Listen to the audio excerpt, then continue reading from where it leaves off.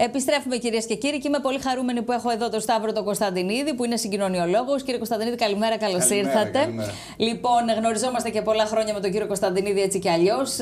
Και είναι ο άνθρωπος που βρίσκεται πίσω από τη μελέτη και το σχεδιασμό του ThesMall, του Ανοιχτού Κέντρου Εμπορίου Θεσσαλονίκης. Είστε εκείνος ο οποίος επιμελήθηκε όλο αυτό το οποίο είδαμε τις τελευταίες μέρες και στα δημοσιεύματα, ότι από Σεπτέμβρη μπορεί να το δούμε και στην πράξη στη Θεσσαλονίκη, έτσι δεν είναι? Ακριβώς, ναι.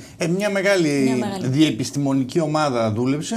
Εγώ ήμουνα ο συντονιστής της ομάδας αυτής και ουσιαστικά στήσαμε τις δράσεις του λεγόμενου Ανοιχτού Κέντρου Εμπορίου του Εμπορικού Συλλόγου Θεσσαλονίκης. Ναι. Κύριε Κωνσταντίνη, να τα πάρουμε από την αρχή τα πράγματα. Τι ακριβώς είναι αυτό το Ανοιχτό Κέντρο Εμπορίου και ποια ανάγκη οδήγησε στη δημιουργία του? Καταρχήν, πρόκειται για μια ιδέα η οποία αναπτύσσεται μέσα από ένα ευρωπαϊκό πρόγραμμα. Η ιδέα του Ανοιχτού Κέντρου Εμπορίου είναι στην ουσία... Είναι χρόνια, πρέπει να σας πω, που υπάρχει αυτή η ιδέα. Φυσικά. Δηλαδή με τον προηγούμενο πρόεδρο του Εμπορικού Συλλόγου. Φυσικά υπάρχει και υπάρχει, γιατί ακριβώς στο εξωτερικό αυτές οι δράσεις των ανοιχτών κέντρων εμπορίου, θα σας πω αργότερα, είναι πάρα πολύ γνωστές και πολύ έτσι φημισμένες.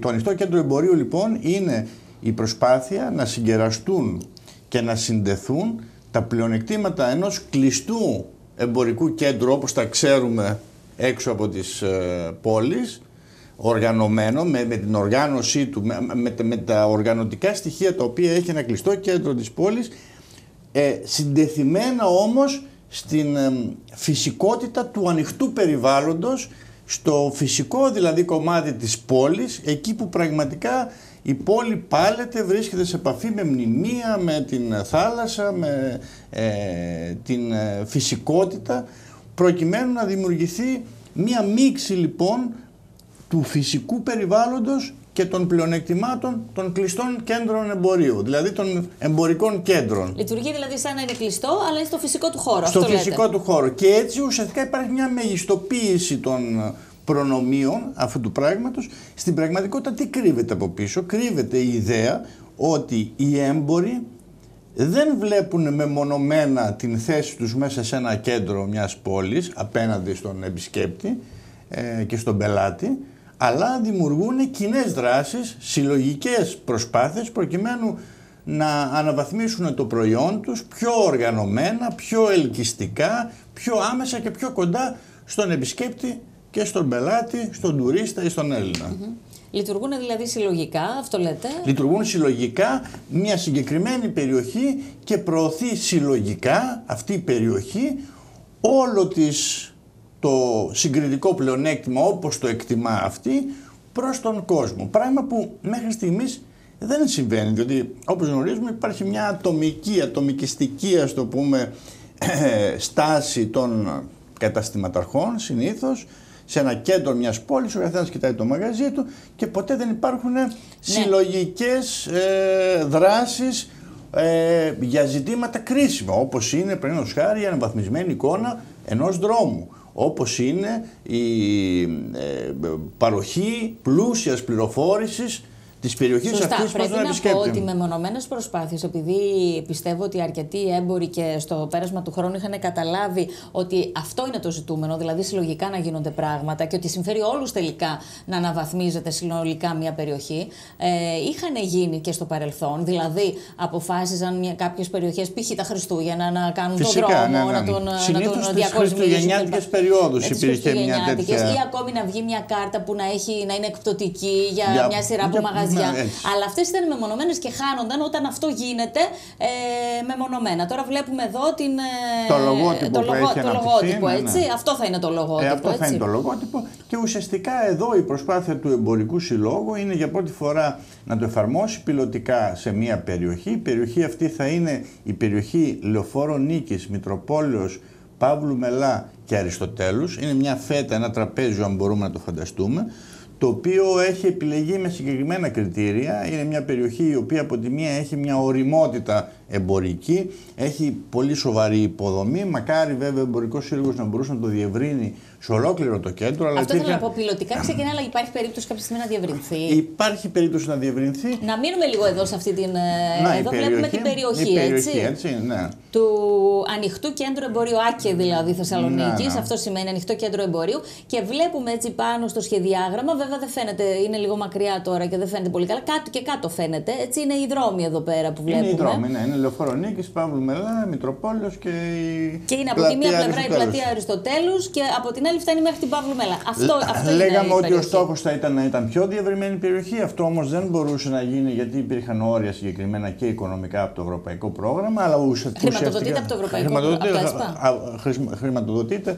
Ευχαριστούμε τον Θοδωρή που μας το έφερε κοντά για να το δει και ο κόσμος ποιο ακριβώς είναι η περιοχή. Απασχόληση και επιχειρηματικότητα με 160.000 ευρώ για όλες τις δράσεις που θα γίνουν μέσα στη διάρκεια του έτους. Δηλαδή θα έλεγα ότι είναι ένα μικρό πρόγραμμα σχετικά, ωστόσο η πιλωτική του εφαρμογή ελπίζεται ότι θα μπορέσει να δώσει επέκταση είτε μέσω ενός άλλου προγράμματος, είτε και κυρίως και πάνω απ' όλα κατά τη δική μου άποψη, στο να δώσει το δρόμο ώστε οι έμποροι να συνασπιστούν. Εδώ βλέπουμε την υποδομή της περιοχής, δηλαδή γιατί επιλέχθηκε, γιατί είναι μια περιοχή με σοβαρή υποδομή, έχει 18 δρόμους, 12 ιδιωτικά πάρκινγκ, λεωφοριακές γραμμές 9, 3 στάσεις λεωφορείων, πιάτες ταξί, διαβάσεις πεζών και 4 ελεύθερους χώρους, πλατείες. Ότι θα μπορούσαν λοιπόν οι έμποροι καταστηματάρχες να δημιουργήσουν τους δικούς τους μικρούς, μεσαίους ή μεγάλους συνασπισμούς ανάλογα με τα χαρακτηριστικά της δικής τους περιοχής. Εδώ βλέπουμε πάνω στο χάρτη ενδεικτικές φωτογραφίες από τις δράσεις, που οι δράσεις ουσιαστικά χωρίζονται σε 3 δέσμες. Είναι δράσεις πληροφόρηση του κοινού δηλαδή που θα περπατάει σε αυτή την περιοχή, δράσεις προώθησης επικοινωνίας και μάρκετινγκ, δηλαδή η όλη ιδέα να φτάσει στα μέσα μαζικής ενημέρωσης για να μπορεί να υπάρχει συνεχής ενημέρωση του κόσμου, και φυσικά δράσεις αστικής κινητικότητας λέμε και αστικού εξοπλισμού. Ουσιαστικά είναι αστικός εξοπλισμός ο οποίος θα τοποθετηθεί στην περιοχή αυτή και θα έχει στοιχεία μοντέρνου εξοπλισμού σε μια πόλη. Θα το δούμε αμέσως μετά. Εδώ βλέπουμε της προώθησης. Τις δράσεις προώθησης, μεταξύ άλλων το λογότυπο. Θεσμόλ λοιπόν είναι το λογότυπο. Εδώ βλέπουμε τις αφίσες που θα κυκλοφορήσουν και τα μπάνερ τα οποία θα τοποθετηθούν μέσα στην περιοχή αυτή. Χαρούμενα πολύ. Χαρούμενα. Ναι. Βλέπετε ότι τα μαγαζιά θα αποκτήσουν το αυτοκόλλητο σήμα για να φαίνεται ότι συμμετέχουν στο πρόγραμμα. Είναι περίπου πάνω από 100. Συμμετέχουν όλα τα μαγαζιά. Όχι όλα, διότι υπήρχε και μια διαδικασία, ας το πούμε κάπως γραφειοκρατική, επειδή είναι ευρωπαϊκό πρόγραμμα, αλλά υπάρχει μια σημαντική. Υπάρχουν μαγαζιά που δεν ήθελαν να συμμετέχουν. Που δεν μπήκαν στη διαδικασία να μπουν στη γραφειοκρατία, κατάθεση της αίτησης κτλ. Αλλά στην πραγματικότητα θα λειτουργήσει για όλους, νομίζω, αυτό το ζήτημα. Εδώ βλέπουμε τις οθόνες οι οποίες θα τοποθετηθούν. Είναι διπλές οθόνες που θα παίζουν 24 ώρες το 24ωρο μηνύματα. Βλέπετε, είναι ένα στήλος έτσι κομψός με 2 οθόνες μεγάλες σε 4 σημεία της περιοχής και θα παίζει μηνύματα των καταστημάτων και μηνύματα για την περιοχή. Το βλέπουμε εδώ σε μια άλλη εκδοχή, όπου θα μπορούν να παίρνουν γενικότερες πληροφορίες για την περιοχή και ειδικότερες πληροφορίες για τα προωθούμενα προϊόντα της περιοχής μέσω των διαφόρων καταστημάτων. Επίσης, μερικές έξυπνες εφαρμογές με τη χρήση έξυπνων κινητών. Θα μπορεί δηλαδή ο επισκέπτης μέσα στην περιοχή μέσω της χρήσης του έξυπνου κινητού που έχει ή του tablet, δηλαδή. Θα υπάρχει ένα application. Καταρχήν θα υπάρχει ένα website, ας πούμε, μεγάλο, το οποίο θα προωθεί την περιοχή, και θα υπάρχουν εφαρμογές, application, που μέσω κινητών τηλεφώνων έξυπνων θα μπορεί κάποιος μέσα στην περιοχή να σημαδεύει μαγαζιά και αμέσως να παίρνει την πληροφορία με το σκανάρισμα του μαγαζιού, να παίρνει την εσωτερική πληροφορία του καταστήματος. Αυτό πάρα πολύ ναι, είναι προωθημένες και προηγμένες έτσι εφαρμογές. Ταυτόχρονα ο επισκέπτης θα μπορεί μέσα από application και εφαρμογές να βλέπει το χάρτη της περιοχής και πού βρίσκονται και τα διάφορα καταστήματα αλλά και η υποδομή της περιοχής, στάσεις λεωφορείων και λεωφορικές γραμμές όπως είδαμε και πριν, ουσιαστικά είναι ένα παράθυρο στο μέλλον, θα λέγαμε, ένα ταξίδι στο μέλλον όπως θα είναι οι εμπορικές αγορές σε λίγα χρόνια. Εδώ βλέπουμε τον πεζοχάρτη, ένα πολύ έτσι κομψό, μια κομψή κατασκευή πάνω στην οποία υπάρχει ο χάρτης του κέντρου ολόκληρου με τις πολιτιστικές αναφορές. Υπάρχει επίσης η δυνατότητα να σκανάρει κάποιος να πάρει το χάρτη στο κινητό του. Υπάρχουν οι έξυπνες διαβάσεις πεζών. Αυτό ήταν και πρώτο στο βιβλίο. Ήταν μία από τις προτάσεις του βιβλίου. Το κοίταξε αριστερά και κοίταξε δεξιά, προκειμένου να προσανατολίζονται κυρίως τα νέα παιδιά, αλλά και τα άτομα με ειδικές ανάγκες, για το πού πρέπει να ελέγξουν. Θα χρησιμοποιήσουμε πολύ. Εδώ βλέπουμε πάλι μία σήμανση η οποία θα είναι η κεντρική στις εισόδους περιοχής, καθώς και έξυπνες παρεμβάσεις, οι λεγόμενες έξυπνες παρεμβάσεις των έξυπνων πόλεων, έτσι λέγονται στο εξωτερικό και χρησιμοποιούνται πάρα πολύ συνήθως με την υποστήριξη χορηγών. Βλέπουμε, παραδείγματος χάρη, μία πολύ έτσι μικρή αλλά έξυπνη παρέμβαση, τοποθέτηση ενός στεγάστρου εκεί ακριβώς που το αναζητεί ο πολίτης και δεν υπάρχει. Βλέπουμε εδώ στο σόκορο του σχολείου στην Προξένο Κορομιλάου που συγκεντρώνονται γονείς, αλλά τις βροχερές μέρες δεν έχουν αυτή την ελάχιστη. Αυτό κυρίως έχει την έννοια των έξυπνων παρεμβάσεων, των συμβολικών παρεμβάσεων, για να δείξουμε πώς ακριβώς θεωρείται ότι θα πρέπει να θωρακιστεί μία περιοχή υψηλού επίπεδου στο κέντρο μιας πόλης με διάφορες μοντέρνες παρεμβάσεις. Αντιστοίχως έχουμε ωραία μεταμοντέρνα παγκάκια, ποτίστρες για κατοικίδια.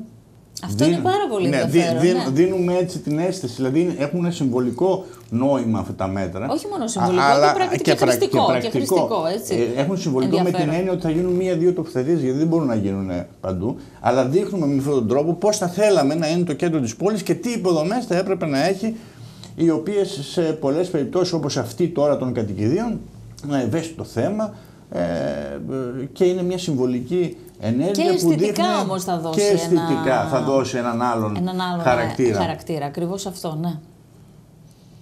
Αυτό είναι λοιπόν σε γενικές γραμμές η προσπάθεια για το Open Mall. Αυτό που ήθελα να πω είναι ότι στο εξωτερικό εδώ και πάρα πολλά χρόνια υπάρχουν πολλές προσπάθειες. Μια πόλη έτσι που έχει χαρακτηριστικά. Το χρησιμοποιεί πάρα πολύ το Λονδίνο, διότι έχει και διαφορετικά χαρακτηριστικά το Λονδίνο ιδιοκτησιακά. Πολλές εταιρείες αγοράζουν ουσιαστικά τις ιδιοκτησίες ενός δρόμου και στη συνέχεια τον ίδιο τον δρόμο και τον αναπλάθουν με δικά τους έξοδα, αλλά και δημιουργούν ένα ιδανικό μείγμα σύνθεσης καταστημάτων. Δηλαδή έχει 2 καφέ, έχει 2 μπακάλικα, έχει ένα σούπερ μάρκετ. Λειτουργούν τα καταστήματα όπως πρέπει. Συνθέτουν, δηλαδή ουσιαστικά τι κάνουν. Μέσα στους δρόμους φτιάχνουν τα εμπορικά κέντρα που εμείς γνωρίζουμε ότι είναι οργανωμένα σε κτίρια εκτός των πόλεων. Κάνουν ένα μικρό εμπορικό κέντρο με μια σύνθεση και μια μίξη των καταστημάτων που θεωρούν κάθε φορά ότι είναι η καλύτερη δυνατή επιλογή, και στη συνέχεια αυτός ο δρόμος λειτουργεί με ενιαία οργάνωση, καθοδήγηση και υπόσταση. Έτσι δηλαδή η καθαριότητα αυτού του δρόμου, τα αιτήματα καθαριότητας γίνονται συνολικά από τον ίδιο το δρόμο. Μια που αναφέρεται την καθαριότητα, εδώ τι θα γίνει σε αυτό το εμπορικό κέντρο? Η καθαριότητα πού θα είναι μόνο θέμα Δήμου ή θα αφορά και το εμπορικό κέντρο τώρα? Δεν υπάρχει δράση για την καθαριότητα, είναι ένα σκληρό θέμα, στο οποίο δεν θα μπορούσε και πολύ σοβαρό όμως. Και με μικρούς πόρους ένα ανοιχτό κέντρο εμπορίου να το αντιμετωπίσει. Μήπως όμως ως κέντρο εμπορίου πια και έτσι με αυτή τη συλλογικότητα το πάρουν λίγο τα μαγαζιά και λίγο πιο πάνω τους? Θα μπορούσε, φυσικά. Υπάρχει προτροπή της υιοθέτησης του μπρος χώρου, του κομματιού και όλα αυτά. Ναι. Αλλά να συνεχίσω λίγο το εξής για να δείτε το εντυπωσιακό. Έτσι λοιπόν ένας δρόμος στο Λονδίνο έχει το δικό του γραφείο τύπου. Δεν πασχίζει ο κάθε καταστηματάρχης ξεχωριστά να προωθήσει το κατάστημά του. Βέβαια έχει το δικαίωμα. Αλλά ο ίδιος ο δρόμος έχει το δικό του γραφείο τύπου, φέρνει τους αντίστοιχους συντάκτες, τα αντίστοιχα μαγαζιά για να κάνουν τα ρεπορτάζ, για να τροφοδοτήσουν τα περιοδικά, για να τονώσουν το μάρκετινγκ της περιοχής. Ο δρόμος έχει ένα website πλούσιο, δυναμικό κτλ.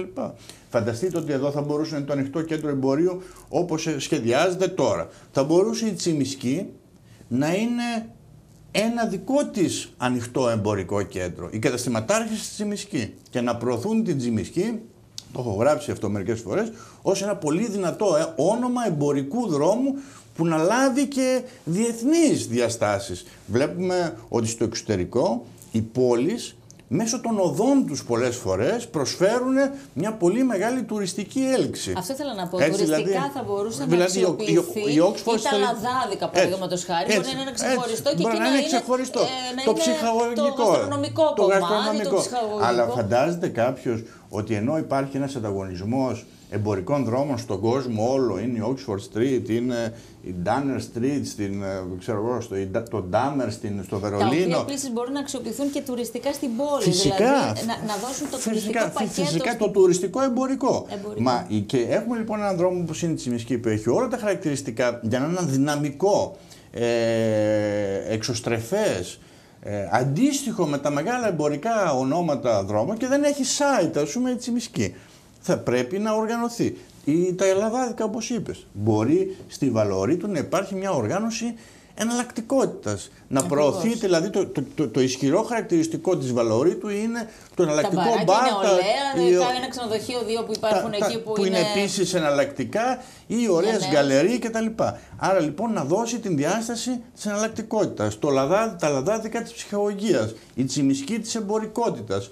Το εμπορικό κέντρο στη θάλασσα, την επαφή με τη θάλασσα. Διάφορα χαρακτηριστικά. Η Άνω Πόλη κάτι άλλο. Έτσι λοιπόν με μια τέτοιου είδους αυτοοργάνωση θα υπάρχει μια υπεραξία ελκυστικότητας και δύναμης πολύ μεγαλύτερης από ό,τι σήμερα, όπου ο καθένας ατομικά κινείται με βάση τον δικό του στόχο. Αυτό είναι κάτι που θα έπρεπε να κινηθεί και από τον τουριστικό οργανισμό Θεσσαλονίκης. Φυσικά και από το Δήμο και με τη συμπαράσταση και όλων των φορέων, διότι αφορά και την ίδια την πόλη. Και βέβαια δεν ξέρω αν θα μπορούσαν να ενταχθούν και στο νέο ΕΣΠΑ αυτό με κάποιες μελέτες, το οποίο ΕΣΠΑ είναι παγωμένο, όπως πολύ καλά γνωρίζετε, βέβαια, με τη συμφωνία που δεν έρχεται και με όλα αυτά τα οποία είναι τώρα στον αέρα. Αλλά το λέω με την έννοια ότι την ανυπαρξία χρημάτων που έχουμε αυτή τη στιγμή και κάπου θα πρέπει αυτά να ενταχθούν για το να υπάρχει χρηματοδότηση. Με βάση τη μελέτη που έχει γίνει και με αυτές τις παρεμβάσεις που είπατε ότι πρέπει να γίνουν, εκτιμάτε ότι το Σεπτέμβρη θα μπορεί να είναι σε φάση λειτουργίας? Γίνεται μια προσπάθεια να συμπέσει με την έκθεση. Αυτή η προσπάθεια γίνεται από τον Εμπορικό Σύλλογο. Ελπίζω ότι θα γίνει εφικτό. Όλα είναι έτοιμα και απαιτείται υλοποίηση. Έχει γίνει και το μνημόνιο συνεργασίας με το Δήμο. Ο Δήμος έτσι με πολύ χαρά και με πολύ μεγάλο ενδιαφέρον έχει αγκαλιάσει την ιδέα. Οι καταστηματάρχες πώς το αντιμετωπίζουν? Και οι καταστηματάρχες με πολύ μεγάλο ενδιαφέρον. Έχουν ανταποκριθεί. Πιστεύω ότι η ουσιαστική έναρξή του μέσα στην ίδια την περίοδο θα δώσει ακόμα περισσότερα δείγματα. Όταν είχαμε μιλήσει με τον πρόεδρο του Εμπορικού Συλλόγου, αν και πρέπει να σας πω ότι πρώτη φορά το ανέφερε σε αυτή την εκπομπή ο κύριος Χατζαρίδης, ο προηγούμενος πρόεδρος του Εμπορικού Συλλόγου, γιατί το προετοίμαζε και το πίστευε πάρα πολύ, είχε αναφερθεί ότι πόσοι άλλοι περιφερειακοί δήμοι εξέφραζαν έτσι το παράπονο τους ότι γιατί να μην γίνει και σε εμάς, γιατί να μην έχουμε κι εμείς κάτι αντίστοιχο στις αγορές κλπ. Είναι δύσκολο να πραγματοποιηθεί και σε περιφερειακές αγορές κάτι αντίστοιχο? Κοιτάξτε, με την αυτοοργάνωση των ιδίων των καταστηματάρχων δεν είναι καθόλου δύσκολο. Ακόμα και με λιγότερες παρεμβάσεις. Το θέμα είναι να ενοποιήσουν τη φωνή τους, να οργανώσουν την παρουσία τους. Στη συνέχεια, όταν δημιουργήσεις αυτή την οργάνωση, χρήματα μπορούν να βρεθούν είτε με την ένταξη σε ένα πρόγραμμα, είτε με την ίδια την αυτοχρηματοδότηση, είτε ακόμα και με την έβρεση χορηγών ή άλλων τρόπων γνωστών, ας πούμε, στην αγορά για τη λειτουργία τέτοιων πραγμάτων. Κύριε Κωνσταντινή, ήθελα να ρωτήσω το εξής. Πριν μερικά χρόνια μου μετέφερε η Στελίνα Μαργαριτίδου κάτι που γνώριζα από το ρεπορτάζ, ότι οι Κινέζοι έψαχναν να βρουν έτσι περιοχή ακριβώς για να οργανώσουν ένα κέντρο Κινέζων, μια που είχαν τέτοια θέματα προϊόντων. Αλλά υπήρχε ένα θέμα ότι δεν είχαν καθοριστεί χρήσεις γης. Τώρα αυτό το θέμα δεν υπάρχει πλέον στο κέντρο της Θεσσαλονίκης. Ως πολιτικός μηχανικός, τι γνωρίζετε σε σχέση με αυτό? Κοιτάξτε, το θέμα των χρήσεων γης είναι, έχουμε μάλλον κάποια διατάγματα νέα, τα οποία δεν έχουν όμως ακόμα πάρει συγκεκριμένο περιεχόμενο, τα οποία επιχειρούσαν να ξεκαθαρίσουν τα προηγούμενα 2-3 χρόνια το θέμα των χρήσεων γης. Ιδιαίτερο πρόβλημα δεν υπάρχει. Υπάρχουν αρκετές εκκρεμότητες όμως και στη Θεσσαλονίκη μέσω των γενικών πολεοδομικών σχεδίων σε σχέση με τις χρήσεις γης, με την αντίφαση των χρήσεων γης κτλ. Αυτό δεν το γνωρίζω για την χωροθέτηση των κινέζικων καταστημάτων, γιατί άμα είναι εμπορικά καταστήματα δεν έχουν περιορισμούς μεγάλους. Οπότε στην περίπτωση των εμπορικών δεν υπάρχει τέτοιο πρόβλημα. Μάλιστα. Λοιπόν, να ευχηθούμε καλή επιτυχία, να πάνε όλα καλά δηλαδή μάλλον, έτσι ώστε να μπορέσουμε να το δούμε να υλοποιείται σύντομα. Κάτι τέτοιο θα αυξήσει και την, λέτε, και την κίνηση όσον αφορά την αγοριστική. Είμαι απόλυτα βέβαιος. Υπάρχει κάποια τέτοια μελέτη που έχει γίνει σε σχέση με το αποτέλεσμα? Δεν έχουμε κάνει εμείς κάτι, έχουμε όμως λάβει υπόψη μας μελέτες. Διεθνή στατιστικά. Και διεθνή και ελληνικά από την Γενική Συνομοσπονδία Εμπόρων κτλ. Που δείχνει ότι όταν υπάρχουν συνεργατικές δράσεις, δηλαδή τώρα ακόμα και η κάρτα η οποία θα εκδοθεί και θα δουλεύει μια μεθοδολογία μπόνους από το ένα κατάστημα στο άλλο, δημιουργεί